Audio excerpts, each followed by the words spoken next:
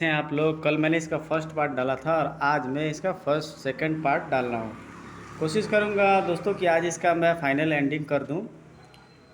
आइए आपको थोड़ी सी स्टोरी का रिकैप बता देता हूँ कि ये क्रूक बॉन्ड और इंसाफ का डंडा जो कॉमिक्स है, ये क्रूक बॉन्ड और मोटी एक केस में लगते हैं। केस में उलझते उलझते उन्हें कब्रिस्तान पहुंचना पड़ता है, तो कब्रिस्तान में उनका सामना भूतों से हो जाता है। बाद में उन्हें ये पता चलता है कि ये जो भूत है ये वास्तविक भूत नहीं है, ये रेडियम कॉस्ट्यूम पहने हुए भूत हैं। इधर कब्रिस्तान में मोटू से एक भूत की मुलाकात हो जाती है और भूत जो है मोटू भाई साहब को काफ़ी जो है कि गरम कर देता है और अच्छी खबर ले लेता है। दावत भी बनाने का आइडिया बना लेता है। लास्ट में एक चपत लगा करके मोटू भाई साहब को वहाँ से भगाने के लिए सोचता है, तभी भूत के वेश में क्रूक बॉन्ड वहाँ पे आ जाता है। और फिर उसके बाद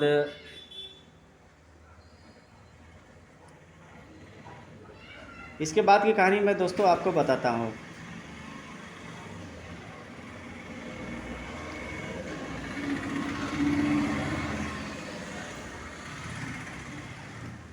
बांड भैया, यह तुमने कैसा अस्त्र ईजाद किया है? इसके बारे में तो तुमने मुझे कभी बताया ही नहीं। बोंड भाई, मोटू भाई, नहीं बताया तो इतने परेशान क्यों हो रहे हो? अब बता देता हूँ। सुनो, यह शुद्ध स्टील की बनी हुई मास्टर गेंद है। इसके साथ जो स्प्रिंग जुड़ा है वह ठीक इसी प्रकार इस गेंद को मेरे हाथ में पहुंचा देता है जैसे बच्चे पानी के भरे गुब्बारे से खेलते हैं। वाह क्रूक बांड भैया, वास्तव में तुम्हारे दिमाग की दाद देनी पड़ेगी। क्या अस्त्र बनाया है? यह चोट करती है लेकिन आवाज़ नहीं करती। बस बस, फालतू बातों में समय न गंवाकर इन्हें उठाओ और बाहर ले चलो। किसी सुरक्षित स्थान पर ले जाकर हम इन्हें होश में लाएंगे और पूछताछ करेंगे। यहाँ कभी कोई और भूत आ सकता है। ठीक है, चलो, एक की टांग तुम खींचो, दूसरी की मैं खींचता हूँ। और दोनों एक एक भूत की टांग पकड़कर घसीटते हुए कब्रिस्तान से बाहर की ओर चल पड़े। कमबख्त बहुत भारी है लेकिन तुमसे ज़्यादा नहीं, भारी नहीं। पिछली बार मैं खूब तजुर्बा कर चुका हूँ। कब्रिस्तान के बाहर एक सुरक्षित स्थान पर पहुंचकर क्रूबांड दोनों व्यक्तियों के चेहरे से खोपड़ी नुमा टोप हटा दिया। लेकिन बाढ़ भी इन्हें होश में कैसे लाएंगे? पानी तो आसपास है ही नहीं। पानी की कोई ज़रूरत नहीं है। होश की दवा मैं पहले से ही साथ लेता आया हूँ। यह देखो, यह शीशी में ऐसी गैस है जो पलक झपकते ही इन्हें होश में ला देगी। लेकिन तुम रिवाल्वर लाकर तैयार खड़े हो जाओ। बांड भैया, लगता है आजकल तुम जादुई पिटारा अपने साथ रखते हो। खैर, अब तुम जल्दी ही शीशी का कमाल दिखाओ। लो देखो। फिर मोटू ने जेब से रिवाल्वर निकाल लिया और क्रूबान बारी बारी से दोनों व्यक्तियों को शीशी से ढक्कन हटाकर उसमें भारी गैस सूंघाने लगा। पलक झपकते ही दोनों होश में आ गए। क्यों भाइयों, अब कैसी तबीयत है तुम्हारी? ओह, हम लोग कहाँ हैं? फिलहाल तो तुम दोनों सही सलामत धरती पे हो, लेकिन तुमने हमारे प्रश्नों का ठीक ठीक उत्तर नहीं दिया तो जहन्नुम में भी जा सकते हो। ओह, बताओ, कब्रिस्तान में तुम्हारा अड्डा कहाँ है और तुम्हारा सरदार गोबर सिंह यहाँ झक मारने गया है? नहीं, हम तुम्हें कुछ नहीं बताएंगे। कहने के साथ दोनों ने गजब की फुर्ती के साथ साथ जेब से कई वस्तु निकालकर अपने मुंह में डाल ली। मैं कहता हूँ रुक जाओ, वरना ओह, शायद जहर खा रहे हैं। लेकिन क्रूबॉन्ड और मोटू ने उन्हें रोकने में काफ़ी देर हो चुकी थी। पता नहीं उन्होंने ऐसी क्या वस्तु खाई थी कि उनके मुंह से झाग निकलने लगा। देखते ही देखते वे ज़मीन पर लंबलेट हो गए। ओह, दोनों मर चुके हैं। अब ठीक है, अफसोस कि हम इनकी तलाशी लेना भूल गए, वरना ऐसी नौबत नहीं आती। खैर, तुम दोनों में से एक के कपड़े पहन लो। कब्रिस्तान में चलकर हम फिर किसी नए भूत की खोज करेंगे या इनका गुप्त अड्डा खोजने की कोशिश करेंगे। मोटू ने अपने साइज के आदमी के कंकाल वाले कपड़े निकालकर पहन लिए, जो उसके शरीर पर बिल्कुल फिट बैठे और वह भी एक कंकाल दिखाई देने लगा। चलो, मौका देखकर पुलिस को फ़ोन कर देंगे। लेकिन इनकी लाशों का क्या होगा? दोनों कब्रिस्तान पहुंचकर फिर डाकू गोबर सिंह के गुप्त अड्डे की खोज करने लगे। तुम इस तरफ देखो, मैं दूसरी तरफ देखता हूँ। ठीक है। इधर शहर में एक सेठ के घर पर, खबरदार अगर कोई अपने स्थान से हिला तो यदि तुम्हें अपनी जान प्यारी है तो खड़े होकर अपने हाथ उठा लो। ओह, डाकू गोबर सिंह, तुमने मुझे ठीक पहचाना सेठ। अब यदि अपने बीवी बच्चों की खैरियत चाहते हो तो चुपचाप मुझे अपनी तिजोरी तक ले चलो। मैं तैयार हूँ। धतूरा सिंह, तुम और फोकटलाल यहीं इनके पास रहो और सेठानी के जेवर आदि उतार लो। यदि कोई भी गड़बड़ी करने की कोशिश करे तो भून कर रख देना। बहुत अच्छा सरदार, बाकी मेरे साथ आओ। चलो सेठ, मेरी तिजोरी उस कमरे में है। ठीक है, चुपचाप भीतर चलो। सुनो सेठ, मैं अच्छी तरह जानता हूँ आजकल सेठ व लाला लोग तिजोरी में रुपए पैसे व जेवर के साथ साथ रिवॉल्वर भी रखने लगे हैं। अतः रिवॉल्वर को हाथ लगाने की मूर्खता मत करना। ओह, बहुत चालाक है। और सेठ ने वास्तव में बिना कोई चालाकी दिखाए तिजोरी खोल दी।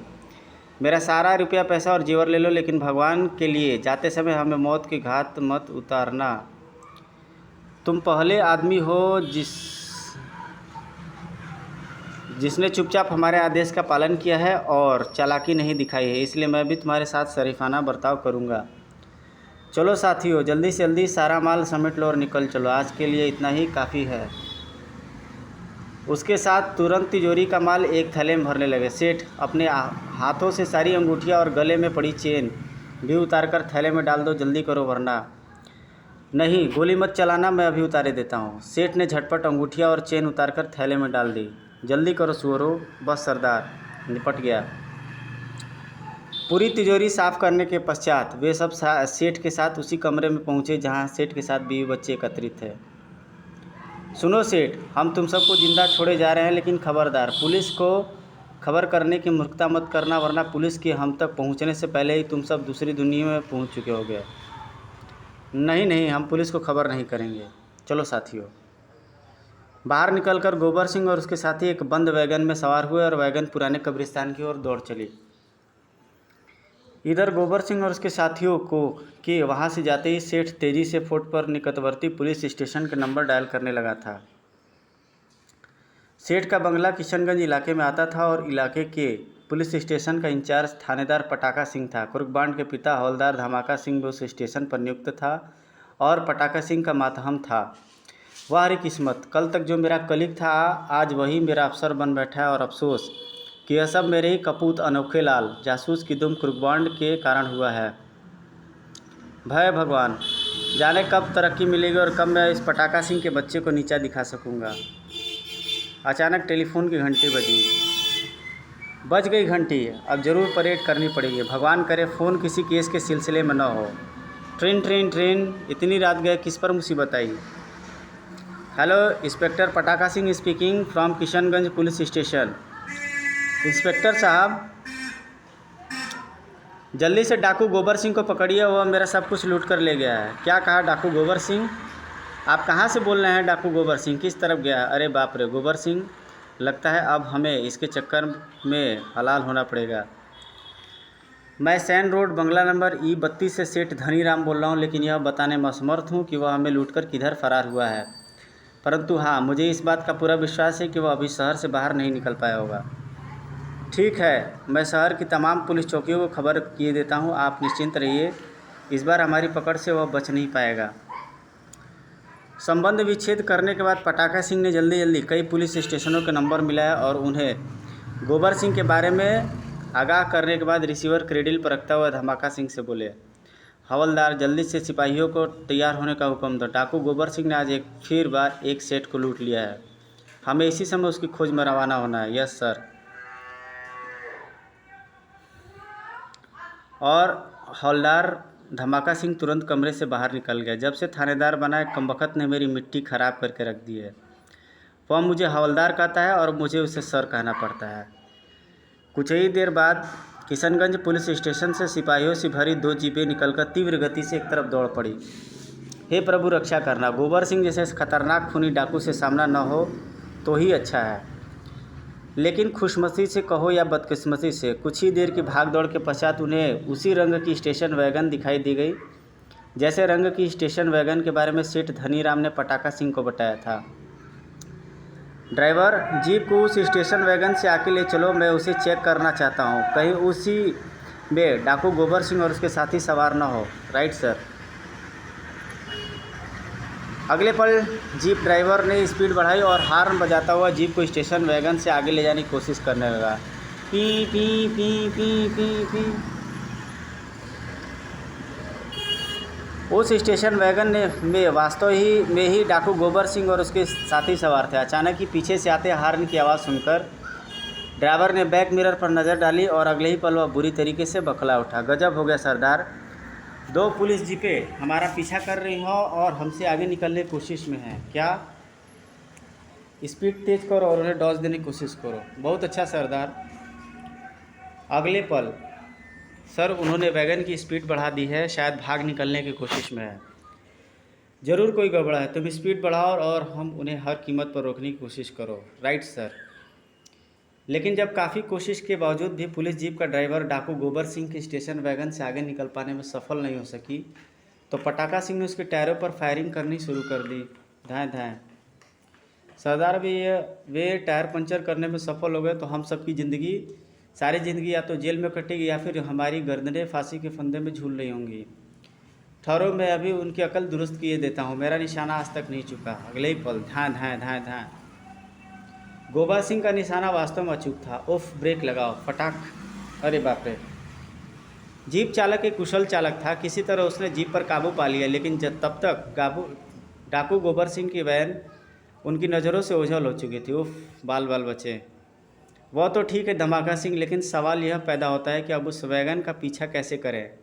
मुझे तो पूरा विश्वास होने लगा है कि डाकू गोबर सिंह उसी वैगन में था। सर, यदि उस वैगन में डाकू गोबर सिंह होगा तो वह ज़रूर पुराने कब्रिस्तान की तरफ गया होगा। मैं जल्दी से जल्दी स्टेपनी बदल देता हूँ, ईश्वर ने चाहा तो उसके वहाँ पहुँचते हम भी वहाँ पहुँच जाएंगे। फिर दूसरी जीप भी पीछे आ रही है, चाहे तो आप उसमें बैठकर चले जाएं। गुड, तुम वास्तव में होशियार हो। चलो लग जाओ अपने काम पर। यानी जान अब भी नहीं छूटी, अब कब्रिस्तान में जाना पड़ेगा। तो यदि वहाँ भूत मिल गया तो हे भगवान तू ही रक्षा करना।